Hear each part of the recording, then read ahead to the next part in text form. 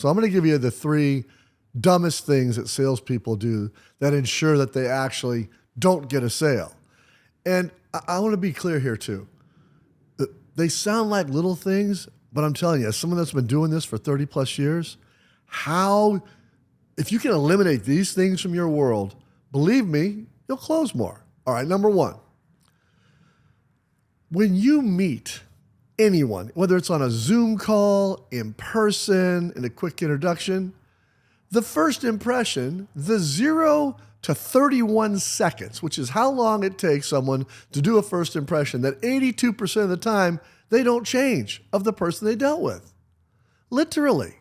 So when you show up and you show up late, or you show up like one of these on a Zoom, okay, yep, thanks guys, I'm just getting a couple things organized, I'll be right with you.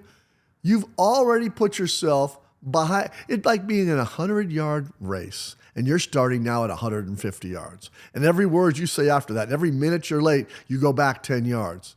It's not a race you can win now. It's a reality.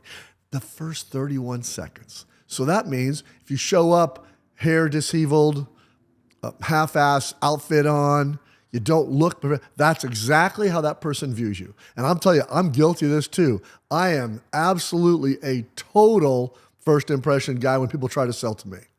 I totally profile the person. I know you shouldn't do that. Guess what? Human nature. I know we can't talk about these things in HR compliance events, but here's the facts. Somebody shows up to my deal in a t-shirt, I immediately are like, not a guy I'm going to work with. Somebody shows up my program, we're supposed to meet at 4, he shows up at 4:04, immediately somebody I don't like and respect immediately right away. So you got to overcome that right off the bat, right? Now, salespeople, why they fail is they make it so much harder than it needs to be. It's not hard if there's an appointment at 4 o'clock to make sure you are there, set and ready at 3:50. That's 10 minutes beforehand. Easy. Then you've got yourself ready. You've looked in the mirror. You make sure you look normal. You've got your hair the way you need to be. You're dressed professionally because you're going to be having an ask of someone, or at the very least, asking to get to know them better. When you know first impressions get made in 31 seconds, show up with your best, show up early, and make sure that as you stand in that thing, you're not going to steal minutes from people. The other thing is, when you do that, if you ramble early on, have a very succinct introduction. Have a very clear set of questions you're going to want to ask and understand. And then as you do that, thank them profusely for their time when you leave. And remember, the most goals of any meeting the first time you meet somebody is not to get a deal. Very few people, especially if you sell enterprise or solution-based models or systems or platforms, they don't just listen to one pitch and say, yep, great, I'm in. They say, great, okay, I'm going to have to take some thought. I'm going to do some research on the evidence of things you've said to me. So no, the goal of the first meeting is to get a second meeting set and committed to such that that first one ended well. First thing, okay? Showing up. Second, dumb thing that salespeople do. They start asking questions their relationship doesn't justify. They start asking that prospect or that person things that they'd have not earned the right to do. I get hit up all the time on social media. I probably have anywhere from 15 to 30 inquiries a week. And I have a standard template I respond to. Thanks, but I don't know you well enough to respond to this, and you don't know me well enough to ask this question. Thanks. I send it. Because the reality is this. Oh, I think I love your brand, Steve. I can help you grow to 1 million followers.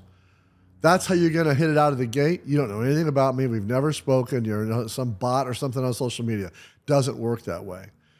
Salespeople in any place, I never ask a question of a prospect or even a client early on that I'm not very comfortable that I've earned the right to ask, right? And so as you start looking at these things, ask yourself, what are my series of questions when we're at level 1? What are my questions I can ask at level 2? Now, when I get to level 3, when there's maybe a consistent flow of deal flow to me, or I've now gotten to a stage, I spent some time with this person socially, I've gotten to know them or their family, now I'm earning that right to be a little more depth in my questions, a little bit deeper, a little bit more intrusive in some ways that I can ask that. But when you start asking questions like, are you ready to buy yet? What do you think of our program? Is it priced right? These are all questions that you ask once you've had some level of earned relationship response. Remember, those of you that know me know I'm a big ROR guy. I think return on relationship is the single best return you can get in business, period, the end. So I'm really conscious of making sure as I go through this, I don't ask questions my relationship doesn't justify. And that matters to me. Thirdly, stop going to people in a prospecting nature, asking what you can do for them. Asking, hey, just if there's anything I can do to help you, I'd love to be that person. That makes it sound like I don't know my own job. And also, too, it means you've done little to no research on them. If you're in a business-to-business model where you're talking and engaging businesses, there's only ever three things that matter. Only ever three things. Now, one might be slightly more important than the other, depending on who you're talking to, but only three things matter. By being engaged with you and or your service and product, can you save time for that client if they engage with you? Can you save money with that client if they engage with you? Or can you generate money, transactions, income, etc. for that client if they engage with you?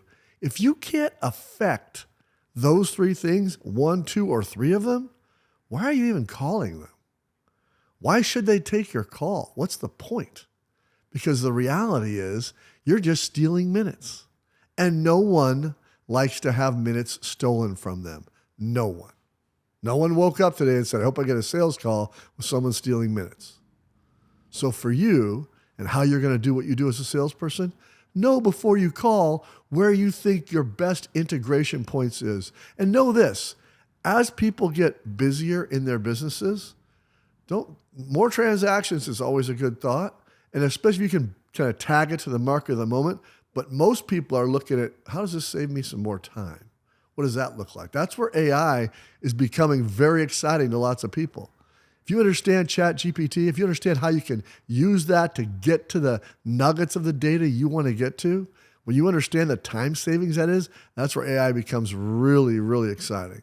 Because everybody has the same amount of minutes in every day. It's the only thing people have an equal amount of. It's not intelligence. It's not work ethic. It's not people that you like. It's actual minutes in the day. So when I can get a better return on the minutes in the day, and you can do that for me, I'm a very attentive listener to that program. So make sure you're working on let's go recap real quick. When people do poorly in sales, that put them in a 100-yard dash, put them in a 200-yard race. They're at 200, everybody else is at 100. Show up. The first 0 to 31 seconds will determine 88% of the time how that person thinks of you.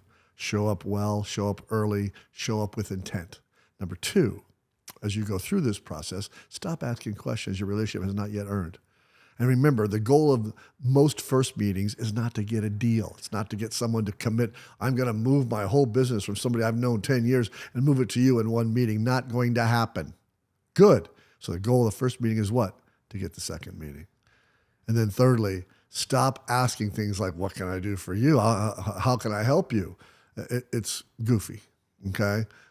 Time, cost savings. Time savings, cost savings, generating more income, being in the market of the moment. Those things are all things people will be willing to listen to.